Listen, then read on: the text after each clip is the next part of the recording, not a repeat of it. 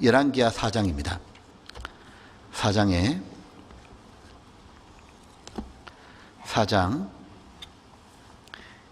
여기 33절입니다. 32절 제가 다시 읽어볼게요. 엘리사가 집에 들어가 보니 아이가 죽었는데 자기 침상에 눕혔는지라. 자기의 침상에 눕혔는지라. 책임을 느꼈고 33절에는 들어가서는 문을 닫으니 두 사람뿐이라. 엘리사가 여호와께 기도하고. 자, 엘리사가 죽은 아이를 봤는데 자기 힘으로 살릴 방법이 없잖아요. 그래서 엘리사는 하나님께 매달리면서 간절히 기도했던 거죠. 자, 게하시는 왜 못 살렸죠? 게하시가 하나님께 기도했다는 말이 없죠. 그러니까 그를 통해 부활의 능력이 나타나지 않았던 거죠. 보면 우리가 죽은 자를 우리가 못 살리는 것처럼 더더욱 죽은 영혼은 우리의 지혜와 능력으로는 도저히 살릴 수가 없잖아요.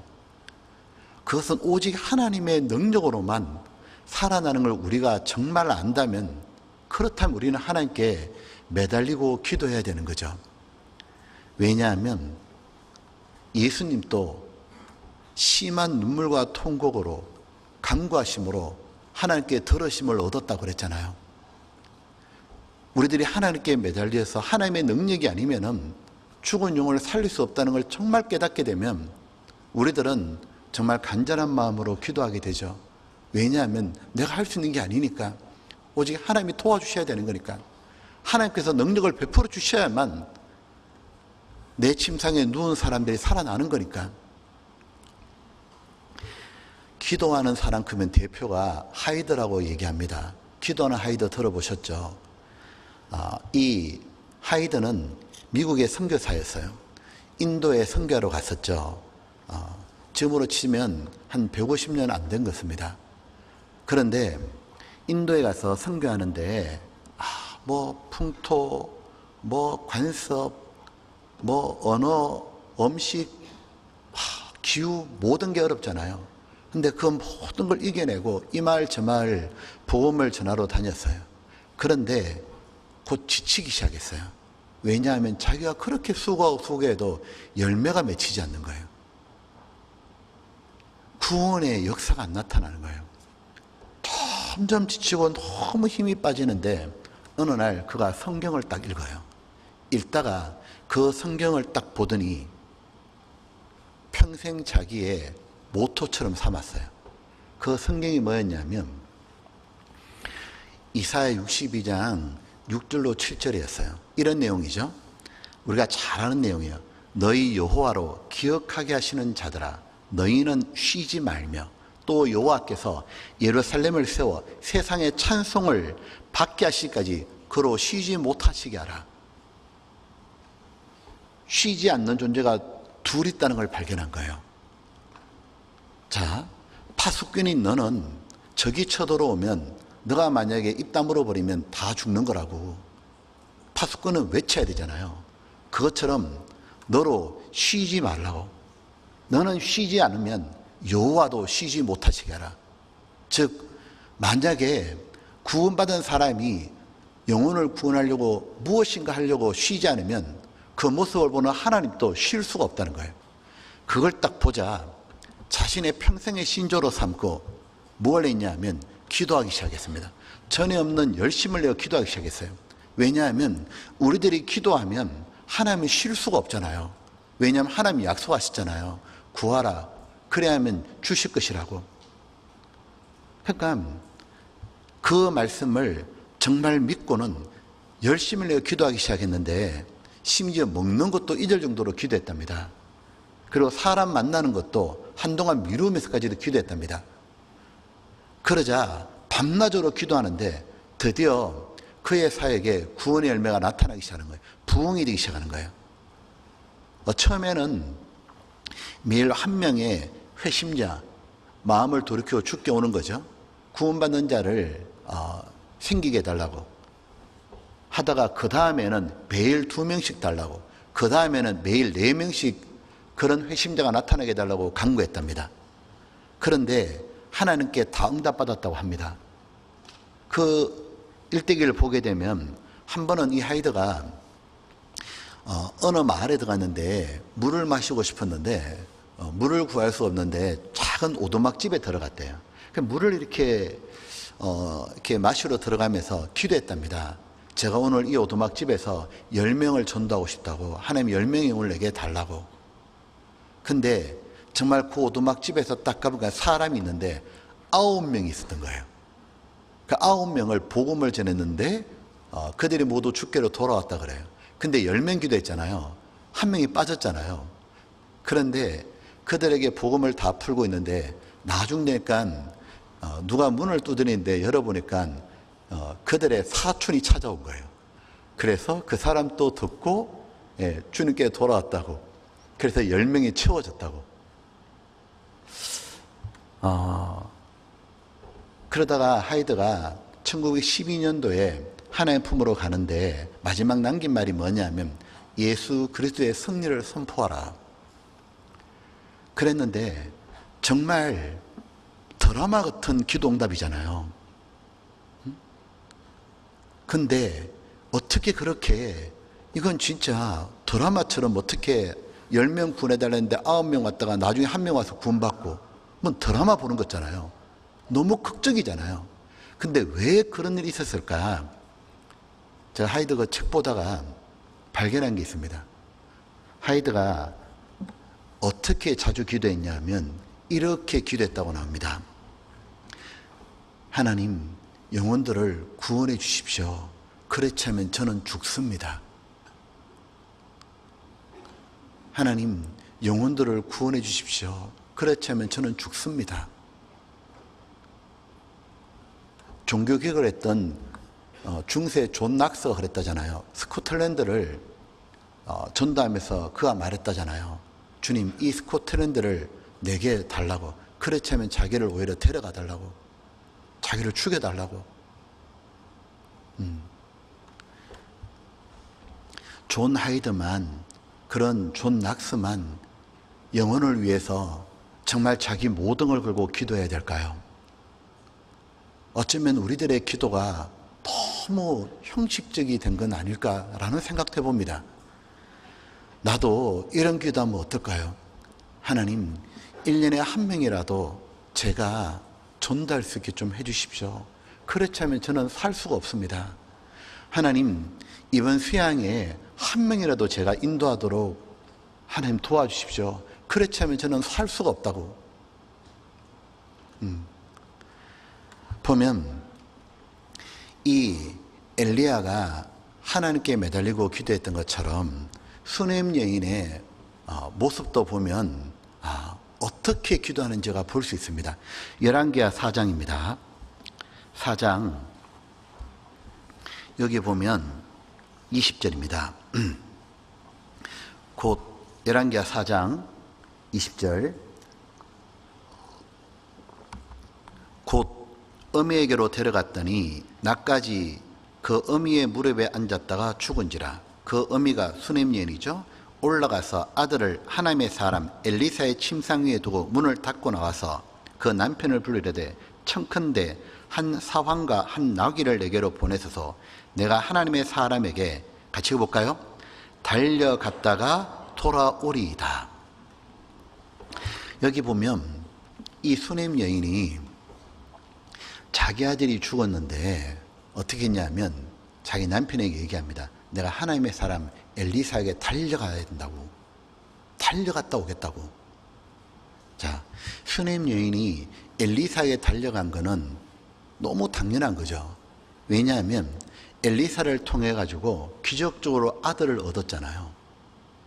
그러면 그 엘리사에게 다시 가면 죽은 아들도 다시 살아날 수 있다는 그 믿음이 있었기 때문에 달려간 거죠.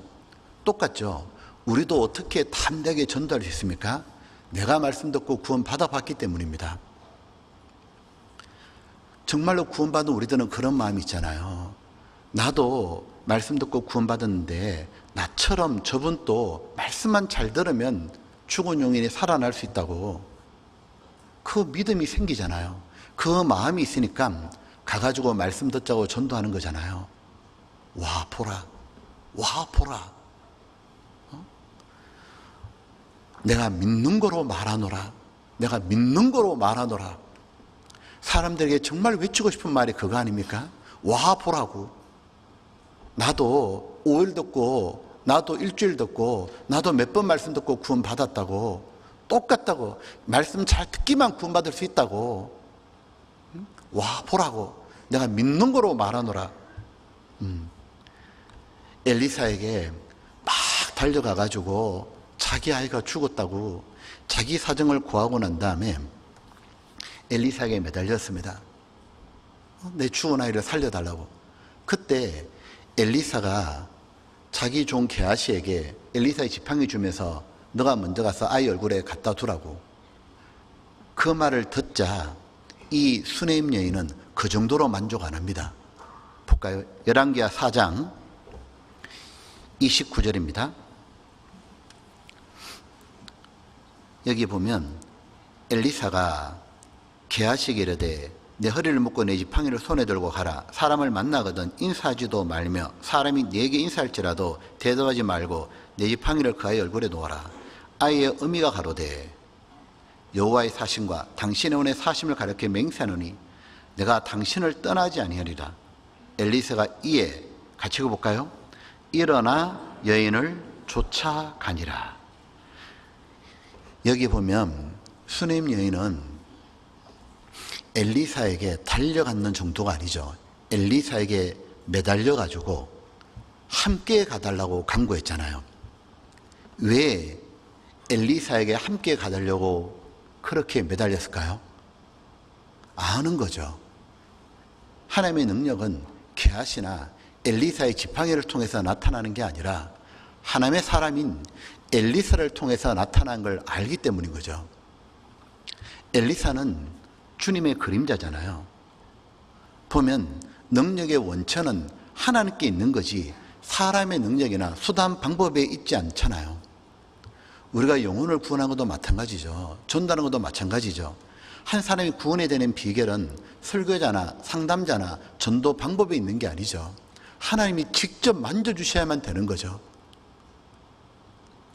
나머지는 다 수단과 방법이잖아요. 중요한 건 뭐냐면 게하시도 아니고 엘리사의 지팡이도 아니고 엘리사가 필요한 거예요. 하나님이 필요한 거예요. 나에게 필요한 것은 무엇이냐면 수단과 방법이 아니에요. 나에게 필요한 건 사람이 아니에요. 나에게 필요한 것은 죽은 영혼을 살릴 수 있는 하나님이 같이 가주셔야 돼요. 수네임 여인이 매달리자 엘리사가 일어나가지고 여인을 따라갔고 죽은 자기 아들이 살아났습니다. 주님이 일어나시면 어떤 문제도 다 해결되는 거죠. 그리고 그 주님은 주님이 같이 가달라고, 주님이 직접 해달라고, 주님께 매달리고 주님이 일어나 달라고 간구하는 자에게 일어나 주시는 거죠. 보십시오. 예수님이 공생애 하실 때 이스라엘 땅을 다니실 때 수많은 병자들이 있었습니다. 근데 예수님이 그들을 다 고쳐준 건 아닙니다. 예수님이 이스라엘 땅을 다니시다가 그들을 고쳐주려고 멈춰 섰을 때가 있습니다. 모두 다 주님께 매달렸던 사람들입니다. 소경거지 바디메오를 기억하시죠? 그 당시에 소경거지가 바디메오만 있었던 건 아니잖아요. 근데 예수님이 지나간다는 소문을 듣자 그는 외치기 시작했어요. 다윗의 자손 예수요. 다윗의 자손 예수요. 외치는데 주변에서 시끄럽다고, 소경 주제에 뭘 이렇게 시끄럽게 하냐고 다 말려도 아랑곳 하지 않고 계속 목이 터져라 외쳤잖아요. 근데 예수님이 지나가다가 딱 멈추죠. 그리고 돌아서서 내가 뭘 해주길 원하냐고, 주여 보기를 원하나이다. 하나님의 걸음을 멈추게 한 건 다른 게 아니었습니다. 하나님이 필요하다고 말했던 사람이었습니다.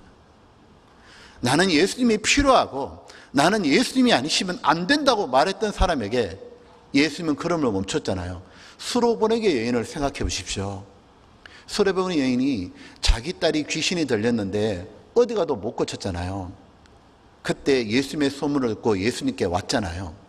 왔을 때 막 예수님 막 소리를 지는데 놀랍게도 예수님이 한마디 대답도 안 해요. 완전 외면할 때 계속 제 아들이 저 여인이 소리 지른다고 그러자 예수님이 그 여자에게 들릴 정도로 말씀하셨죠. 나는 이스라엘의 잃어버린 자를 구원하러 왔지 이방인 구원하러 온 게 아니라고. 그래도 또 매달리니까 예수님 그랬죠. 자녀의 떡을 취하여 개들에게 주는 게 합당치 않다고. 당시 유대인들은 이방인을 개, 돼지처럼 말했잖아요. 그 수로보너게 여인은 이방 여인이었잖아요. 어떻게 보면 너무 서럽잖아요. 자신을 자녀의 떡을 취해 개에 주는 게 합당치 않다고. 자기가 개잖아요. 근데 그 여인이 뭐라고 했냐면 주님 부스러기 은혜라도 달라고. 개들도 주인의 상에 떨어지는 거 먹지 않습니까? 저는 조금만 신경 쓰셔도 됩니다. 주님이 직접 조금만 신경 써주시면 우리 딸이 구원받습니다. 그때 주님이 여인아 네 믿음이 크도다. 네 소원대로 될지어다. 보면 우리에게 지금 필요한 건 뭐냐면 주님이 일어나서 와주시는 거예요. 정말 필요한 건 그 무엇도 아니고 우리는 주님이셔요. 시편 10장입니다. 시편 10장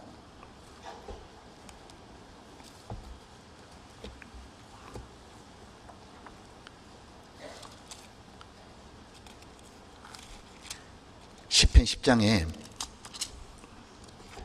10장 12절입니다. 12절 같이 읽어볼까요? 여호와여 일어나옵소서. 하나님이여 손을 도옵소서. 가난한 자를 잊지 마옵소서. 여호와여 일어나옵소서. 보면 주님은 우리에게 말씀하셨죠. 환난 날이 있거든. 네 힘으로 되는 게 없거든. 네가 도저히 방법이 없거든. 환난 날에 나를 부르라고. 환난 날에 나를 부르라. 내가 너를 근지리니 내가 나를 영화롭게 하리로다. 환난 날에 나를 부르라고. 그러면 주님이 뭐라 하시냐면 내가 일어서서 네 문제에 개입할 거라고.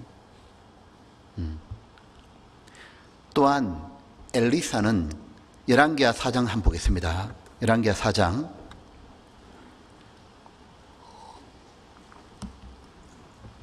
4장에 33절입니다. 33절에 들어가서는 어떻게 했죠? 문을 닫으니 두 사람뿐이라. 엘리사가 여호와께 기도하고 엘리사는 문을 닫고 기도했습니다. 왜냐하면 기도는 사람들에게 보이는 게 아니라 하나님께 보이는 것이기 때문이죠. 우리가 때로는 전도하다 보면 남들에게 보여주는 기도도 있고 남들에게 보여주는 전도가 될 때가 있습니다. 흔히 외식하는 신앙이라고 하죠. 외식의 신앙이 신앙의 치명타가 되잖아요. 이유는 무엇이냐면 우리들이 사람들에겐 보여줬는데 정작 하나님께 보여드리지 못하기 때문에 열매를 맺지 못하기 때문입니다. 기도를 했지만 문제는 능력으로 나타나지 않을 수가 있잖아요. 그래서 예수님이 말씀하시기를 너희가 기도할 때 외식하는 자처럼 사람에게 보이려고 회당과 큰 어귀에 사지 말라고. 그는 이미 자기 상을 받았다고. 너가 기도할 때 내 골방에 들어가 문을 닫고 은밀한 중에 계시는 내 아버지께 기도하라. 은밀한 중에 보시는 내 아버지께서 갚으시리라. 뭘 알 수 있냐면 정말로 하나님만이 일어나셔서 하나님이 개입하시면 살릴 수 있다면 그걸 정말 믿는다면 정말로 하나님께 얘기하는 거죠. 보여주시는 남들에게 보여주는 그런 껍데기 신앙 말고요. 그런 껍데기 기도 말고 껍데기 전도 말고